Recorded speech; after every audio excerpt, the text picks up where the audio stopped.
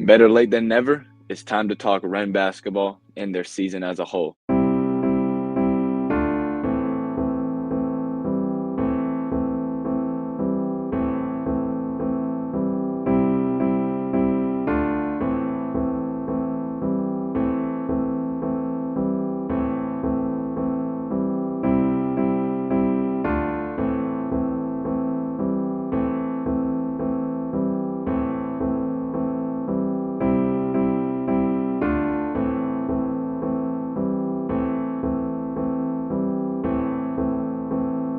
And we back. Welcome back to the second season of the Get Buckets podcast, powered by Hardlink Basketball. I'm your host, Musa Marathi. As the season of Wren may have completed earlier this week after losing to Powdersville in the Upper State Championship, this has been nothing short of a disappointing year. Very special team here, very solid team all year long. 25-6 overall, 10-0 in region, finished with a better overall record than even last year, where they ended up winning the 3A state championship. And man, I have a lot to talk about for this team. They were a really good team all year. I remember saying at the beginning of the season, my main concern for this team going into the season was, will implementing a ball dominant bucket getter, such as a player like Baba Franklin, hurt this team in the long run with their overall chemistry? You know, last year they had Johnny Wysong, who, although he could get buckets when needed, he wasn't as ball dominant, although he was a leader for that team. This was not a problem, man. Them implementing Baba this year into the team, it fit perfectly. It kind of reminded me a little bit, I don't want to be, super high on it. It reminded me of Bryce McGowan's almost back in the day. They let him do his thing, while at the same time, the other guys played their role at a very great level. But no, the chemistry issue, that was not a problem. And that was just great to see. This team was a very tough team to beat all year long. And they knew how to win games. I mean, like I said, 25-6 overall, cannot be disappointed in that. They defeated multiple notable teams, including Spartanburg early in the year, JL Man 2 times, Woodmont, who made a solid push throughout the season, Christchurch, who on their way to winning maybe their third state championship in, 5 years. Powdersville, they beat them 2 times in region after, even I said I thought Powdersville was going to win this region. Wren with I would even say upset. They handled business. As well as multiple out of the area state or out of state teams. They were able to win these games as well. Their only losses really coming to schools out of the area, teams such as Cane Bay, who they fought all the way to the end with, and then Cardinal Newman, who is also another really solid team and is actually the 4A Skeeza state champs. But other than this, let's get into these playoffs.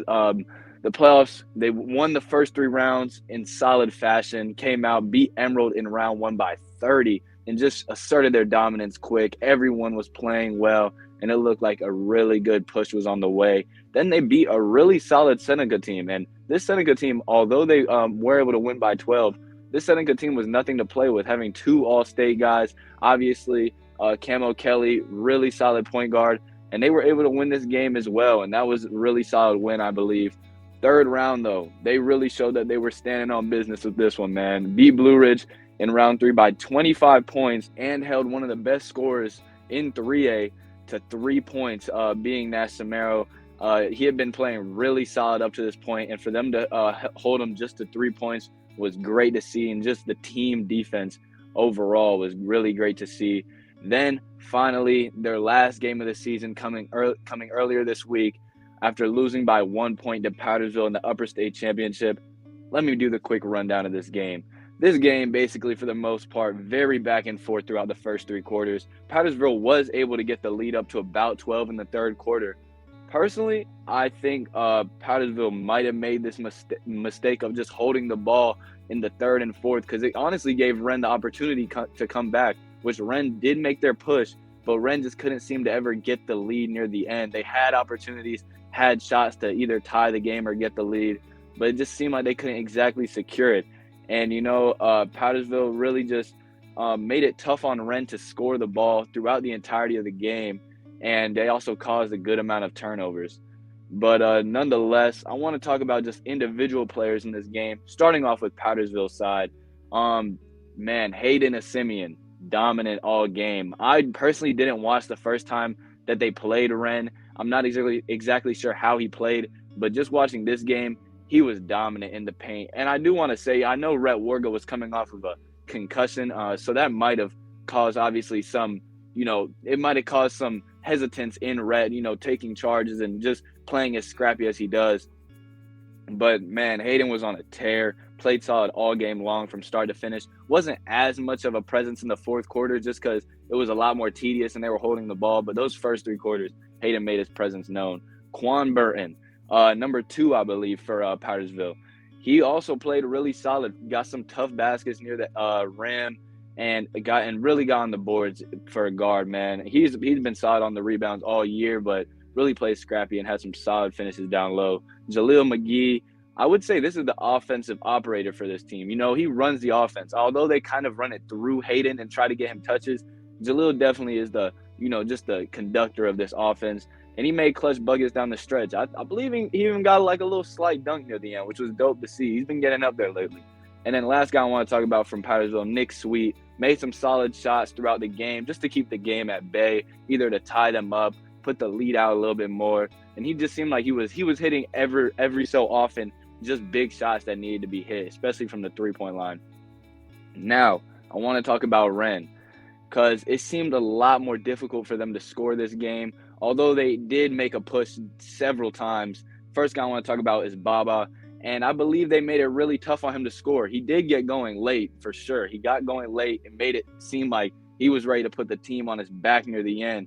But reminder, this is the 3A player of the year. He's going to get buckets. This man over the playoffs has been basically an automatic 30-10 guy. I'm not trying to say that just to, boost his morale or anything like that. Like, he's been playing really solid. And for them to hold him to 17, that's still solid for obviously a normal guy. But Baba's been playing really well, so they made it really difficult on him to score. Next guy I want to talk about, Jeremiah Campbell. His shot, and I know I had talked to him about it even last week after they played Blue Ridge. He said his shot had been off. His shot was off again this game. He might have hit 2 threes, but it just seemed like there was no real consistency. Like, he might hit one, miss 2, then hit another one, but he couldn't really seem to get in the exact rhythm. But at the same time, I feel like he kind of made up for it just on the defensive end. His defense, especially late in the game, definitely caused problems to Powdersville. I mean, he caused turnovers, and I want to shout out his defense because even not just this year, but last year, it's been a very underrated topic in his game. I know he's a shooter, but he can really defend at a solid level, and I think that's something that coaches should really be on the lookout for if they're trying to get him for, college and stuff like that. Brock Cherry, he mainly had to run the offense all game long. Baba didn't really run the point guard much this game, but Brock, he did solid just facilitating the ball.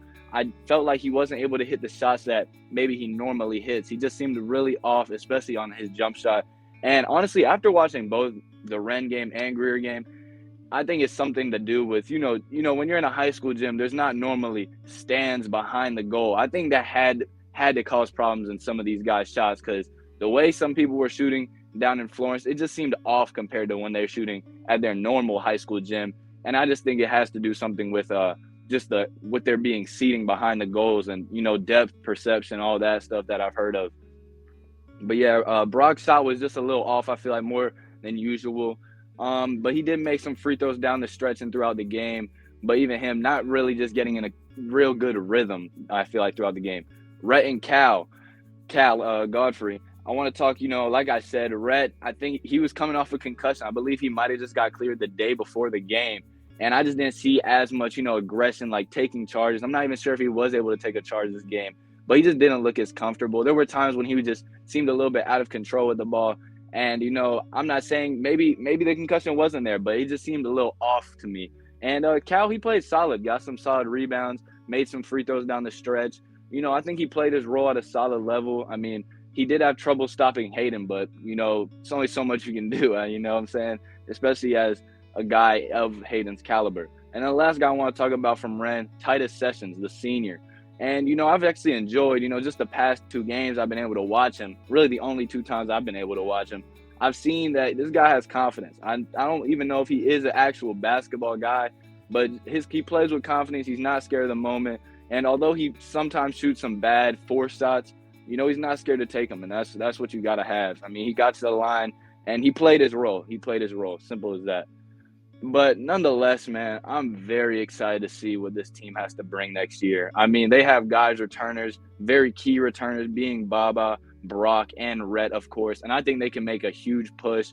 And I think this is going to be another rivalry game next year. I mean, you got to think, although Nick Sweet and Caden are leaving from Powdersville, they still have guys like Jaleel, the twins, Hayden if he comes back. I mean, this is a rivalry that never ends, and I'm enjoying it, especially the media. Rel with Powdersville, Adam filmed it with Wren. It's dope to see, but nonetheless, this team is a very special team, and I think they can only get better. I mean, this year they got better from last year. I think although they didn't finish with the 3A state championship, which they had in mind, nothing to be disappointed at. I mean, everyone doubted them. Every time I put the poll up in region, who you got, Powdersville or Wren?